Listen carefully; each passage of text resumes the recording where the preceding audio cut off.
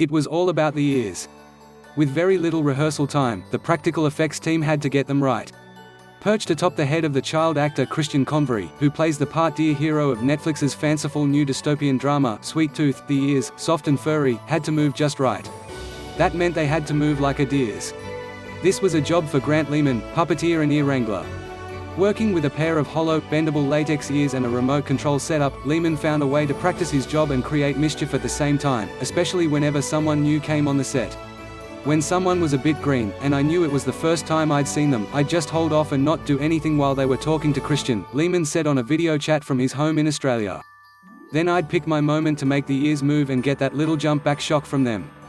It takes a small army to get any TV series off the ground, especially one with as many moving parts and ears as Sweet Tooth.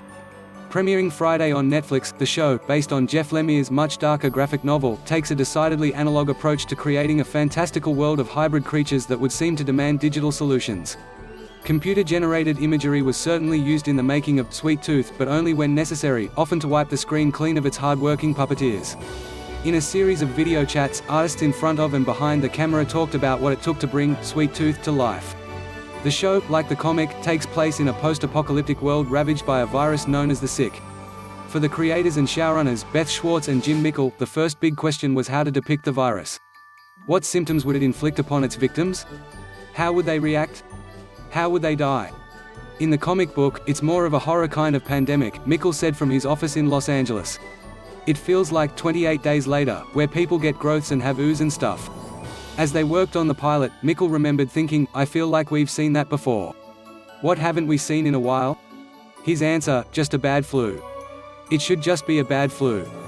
The real world would soon provide plenty of source material for what a faithful portrayal of deadly flu-like pandemic might look like.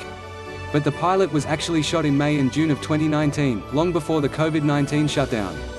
Fortunately for the producers, they had thought deeply about what such a scenario might look like and had done their homework, looking at previous viruses such as bird flu and SARS.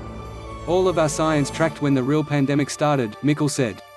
Based on their research, they imagined for the pilot what specific elements, such as the hospital's strict mask policies, might look like, aspects that would match up with the eventual reality.